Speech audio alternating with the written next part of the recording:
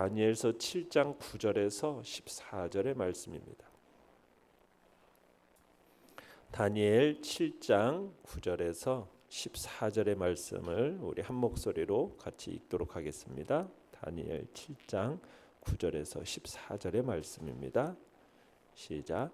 내가 보니 왕자가 놓이고 옛적부터 항상 계시니가 좌정하셨는데 그의 옷은 희기가 눈 같고 그의 머리털은 깨끗한 양의 털 같고 그의 보좌는 불꽃이요 그의 바퀴는 타오르는 불이며 불이 강처럼 흘러 그의 앞에서 나오며 그를 섬기는 자는 천천히요 그 앞에서 모셔 선 자는 만만이며 심판을 베푸는데 책들이 펴 놓였더라. 그때에 내가 작은 뿔이 말하는 큰 소리로 말미암아 주목하여 보는 사이에 짐승이 죽임을 당하고 그의 시체가 상한 바 되어 타오르는 불에 던져졌으며 그 남은 짐승들은 그의 권세를 빼앗겼으나 그 생명은 보존되어 정한 시기가 이르기를 기다리게 되었더라. 내가 또 밤 환상 중에 보니 인자 같은 이가 하늘 구름을 타고 와서 옛적부터 항상 계신 이에게 나아가 그 앞으로 인도되매 그에게 권세와 영광과 나라를 주고 모든 백성과 나라들과 다른 언어를 말하는 모든 자들이 그를 섬기게 하였으니 그의 권세는 소멸되지 아니하는 영원한 권세요 그의 나라는 멸망하지 아니할 것이니라. 아멘. 오늘 말씀의 제목은 영원토록 통치하리라 라는 제목으로 말씀을 나눕니다. 우리가 어제 벨사살 원년에 다니엘이 보았던 바다에서 나온 각기 다른 형상을 지닌 큰 네 짐승의 환상을 소개하는 걸 봤습니다. 오늘 본문은 다니엘이 환상 가운데 본 광경 가운데 두 번째 장면인데 어제 풍기는 그 분위기와는 사뭇 다른 분위기라는 것, 대조적인 분위기라는 걸 볼 수가 있습니다. 네 마리의 각각 다른 짐승들이 온 세상을 점령하고 통치하는 것을 어제는 봤는데 결국 이 세상은 어떤 세상이냐? 하늘에서 그 보좌를 두고 앉아 계신 하나님에 의해서 심판되는 세상이에요. 또 인자 같은 분이 하나님으로부터 권세와 영광과 나라를 받아서 모든 하나님의 백성에게 영원히 패하지 않을 나라를 부여하게 된다는 사실, 그 사실을 환상 가운데서 지금 보여주고 있습니다. 내용 관찰 문제 1번을 보시면 왕좌에 앉으신 옛적부터 항상 계신 이는 어떻게 소개됩니까? 자, 9절 먼저 읽어봅니다. 시작. 내가 보니 왕자가 놓이고 옛적부터 항상 계신 이가 좌정하셨는데 그의 옷은 희기가 눈 같고 그의 머리털은 깨끗한 양의 털과 같고 그의 보좌는 불꽃이요 그의 바퀴는 타오르는 불이며. 자, 옛적부터 항상 계시니 이분이 누구이겠습니까? 창조주요 심판주요 구원주이신 하나님이시죠. 하나님은 바벨론 제국 또 메데바사 제국 헬라 제국 이것들을 세우시기도 하고 물리치시기도 하는 분입니다. 하나님은 로마 제국도 세우시고 그 황제들에게 권세를 주시는 분이시죠. 그러니까 하나님은 내짐승 왕국의 시대에 있어서 방관하거나 침묵하시는 분이 아니라 왕좌에 좌정하셔서 다스리고 계셨다라는 거예요. 그러니까 하나님은 영원히 스스로 존재하시는 분이십니다. 창조하신 우주 만물과 인간계를 한순간도 졸지도 아니하시고 주무시지도 않으시고 다스리시고 다스리실 거라는 거예요. 어떻게 보면 가장 무시무시하고 가장 어마어마한 이 넷째 짐승 왕국도요. 누가 세운 거예요? 하나님께 세우셨다는 거예요. 하나님께서 다스리신다는 거죠. 그러니까 다니엘이 이 네 짐승의 꿈을 꾸고서는 굉장히 근심하고 번민할 때 하나님께서는 보좌 위에 앉아 계신다라는 것을 확실하게 보여주고 있는 겁니다. 그러면서 그 옷이 하나님은 지금 옷이 눈처럼 희다. 그죠? 머리털은 양털같이 희다. 이렇게 지금 되어 있죠. 그러니까 하나님은 지극히 순수하고 깨끗하고 거룩하시다라는 것을 의미하는 겁니다. 자, 보좌는 어떻습니까? 보좌는 불꽃이고 바퀴는 타오르는 불이다라고 했는데 이것은 하나님의 불같은 심판을 의미하는 겁니다. 그러니까 하나님은 죄와 오염이 전혀 없으신 순수하고 깨끗하신 분으로서 불같이 심판하신다는 거죠. 그러니까 당장은 억울해도 마침내 억울한 사람 한 사람이 없도록 정의로 심판하고 다스리시는 분임을 보여주고 있는 겁니다. 자, 그러면서 10절을 읽어봅니다. 시작. 불이 강처럼 흘러 그의 앞에서 나오며 그를 섬기는 자는 천천히요 그 앞에서 모셔 선 자는 만만이며 심판을 베푸는데 책들이 펴졌더라. 자, 다니엘이 환상 가운데 하나님의 보좌에서는 이글거리는 불이 마치 강물처럼 막 철철 넘쳐 흘러나오고 있다라는 거예요. 불이 지금 하나님의 보좌로부터 계속해서 흘러나온다는 모습은 뭐냐면 하나님의 심판이 계속해서 진행되고 있다라는 어떤 지속성을 암시하고 있는 겁니다. 그 흘러나오는 불의 양이 얼마나 많은지 다니엘은 마치 강물처럼 흘러나오고 있다고 얘기하고 있어요. 이렇게 흘러나오는 심판으로서의 이 불은 세상 나라들, 특히 작은 뿔이 상징하는 적그리스도를 심판하는 불입니다. 이 불이 적그리스도를 포함해서 모든 악한 세력들에 대한 심판을 끝낼 때까지 하나님의 보좌에서 계속해서 이 심판의 불이 흘러나올 것을 보여주고 있는 거죠. 자, 그런데 이 하나님의 심판이 시작되는데 뭐가 펴져 있다고요? 책들이 펴졌더라, 그렇게 되어 있죠. 그러니까 하나님께서 불처럼 심판하시는데 그 앞에 있는 펼쳐져 있는 책들에 기록된 대로 심판하신다라는 거예요. 그러니까 하나님께서 모르시는 것이 없지만은 펼쳐진 책들이라는 이 비유를 통해서 내 짐승의 왕국과 그 모든 권력자들, 그들 모든 사람들이 생각하고 말하고 행동한 대로 심판한다라는 것을 보여주는 겁니다. 그러면서 하나님은 천천만만, 즉 무수한 천사들과 사람들의 경배를 받으시면서 정의롭게 심판을 하실 것을 지금 보여주고 소개되고 있는 것이죠. 내용관찰 문제 2번입니다.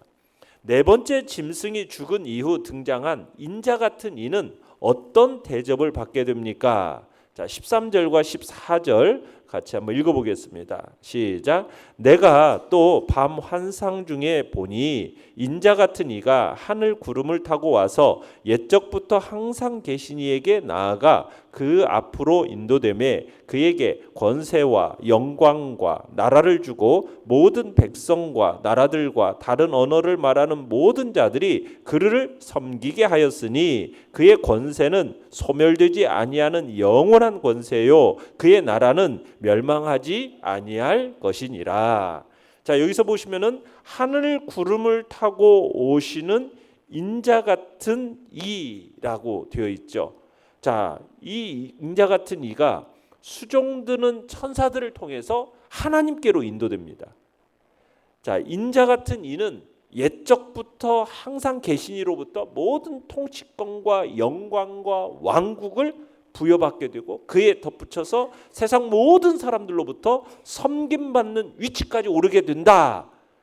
지금 얘기하고 있어요. 자, 여기서 지금 인자 같은 이가 누구를 가리키는 겁니까? 인자라는 것은 사람의 아들이라고 그러죠. 그래서 인자 같은 인자라는 표현을 누가 썼습니까? 신약 성경에 보면 예수 그리스도께서 썼어요.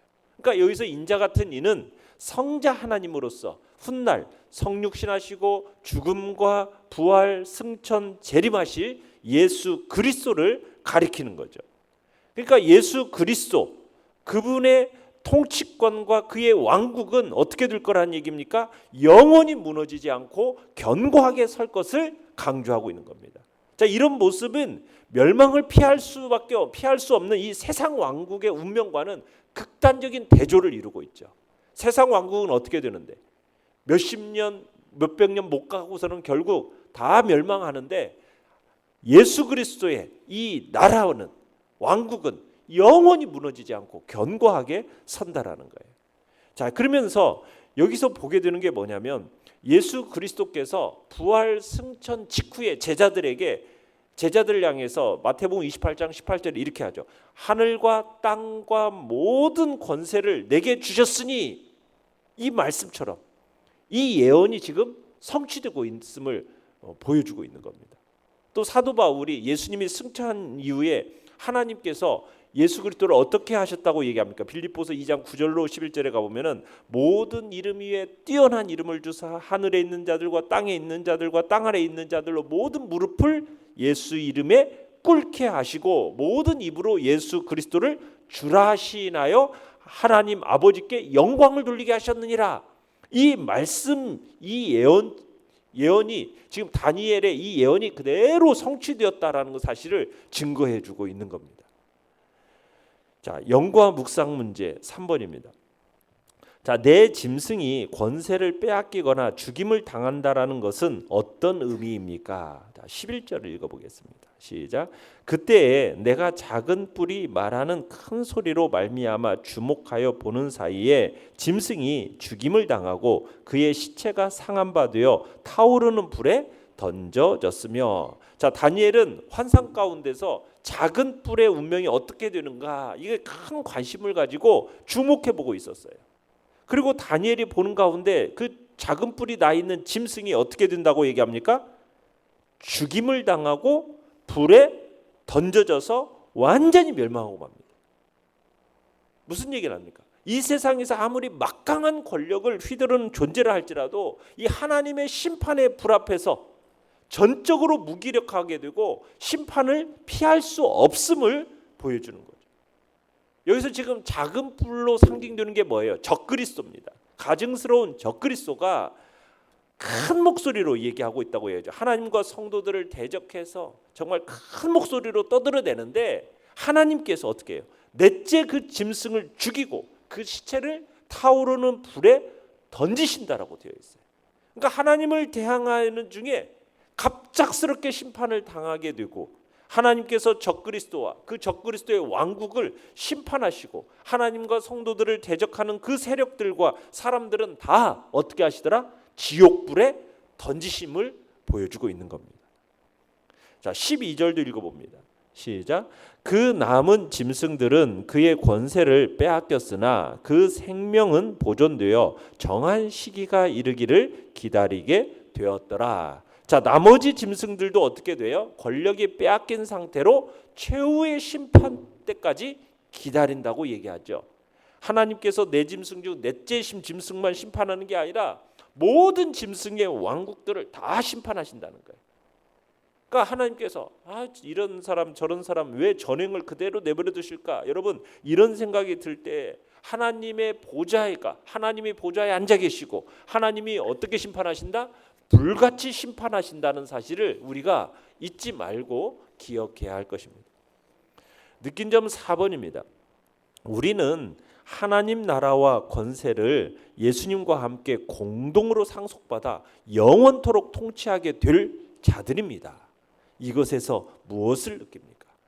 여러분, 예수 그리스도의 왕위 등극, 그 왕위의 등극은 예수 그리스도와 연합해서 그의 삶을 본받는 모든 성도들에게 공동으로 상속되어지고 공동으로 영원토록 통치하게 될 지위와 권세가 우리에게도 주어진다는 사실을 생각할 때 우리가 얼마나 존귀한 자리에 이르게 될 건지를 우리가 느끼게 되는 겁니다. 여러분, 예수 그리스도를 믿어서 그분과 연합하고 그와 동일한 삶을 사는 자는 궁극적으로 예수 그리스도와 같이 되는 거예요. 그분의 권세와 그분의 영광과 그분의 나라가 우리도 동일하게 주어진다는 사실입니다. 이와 관련해서 예수 그리스도께서는 당신을 따르는 자들과 당신과 더불어서 영원히 왕노릇할 거라고 우리에게 말씀하셨거든요. 자, 문제는 무엇이겠어요? 이제는 우리가 예수 그리스도를 이 땅 가운데서 본받는 삶을 살아가는 것이 이제는 우리 삶에 있어서 중요한 부분입니다. 그리스도의 삶을 한마디로 말한다면 무엇이냐? 순종의 삶이에요. 순종의 삶. 예수 그리스도는 성부 하나님의 뜻에 순종해서 인류를 죄에서 구속하시기 위해서 스스로 영광의 자리를 버리시고 성육신하셔서 이 세상에 오셨고, 세상에서도 철저하게 하나님의 말씀에 순종하는 삶을 사신 분이 우리 주 예수 그리스도십니다. 그분은 하나님의 뜻에 순종해서 자신을 심지어는 죽음의 자리에까지 내어주신 분이에요. 예수님은 하나님과 동등한 분이셨습니다. 그럼에도 불구하고 단 한 번도 하나님의 뜻을 거역하신 일이 없으셨어요. 그러니까 하나님은 바로 그런 그리스도를 다시 높여주셨고, 그 본래의 자리를 회복시켜서 돌려주신 것이고, 그리고는 그리스도를 위해서가 아니라 그리스도와 같은 순종의 삶을 사는 모든 자들에게 그 영광의 자리를 함께 이제 누리게 하실 것을 보여주신 것입니다. 예수 그리스도는 우리의 죄를 위하여 구속하기 위해서 낮아지셨고, 그리고 우리에게 높아지는 비결을 가르쳐 주신 것입니다. 그 사실을 우리가 생각할 때 우리가 하나님의 말씀에 대한 순종의 삶을 살아가는 것, 그것이 바로 우리로 하여금 영원히 왕노릇하게 하는 비결임을 우리는 믿어야 할 것입니다. 우리는 이 사실을 기억하고 잠시뿐인 이 세상의 향락을 추구할 게 아니라, 힘들고 때로는 고통이 따른다 할지라도 우리는 십자가를 지고 그리스도를 따라가며 하나님의 말씀에 순종하는 삶을 살아가야 할 것입니다. 하늘의 영광을 바라보고 오늘 하루도 그리스도에게 순종의 도를 배우는 복된 자리, 복된 삶을 살아가시기를 간절히 바랍니다. 결단과 적용 5번입니다. 하나님께서 오늘 내 삶을 심판하신다면 무엇이라고 말씀하시겠습니까?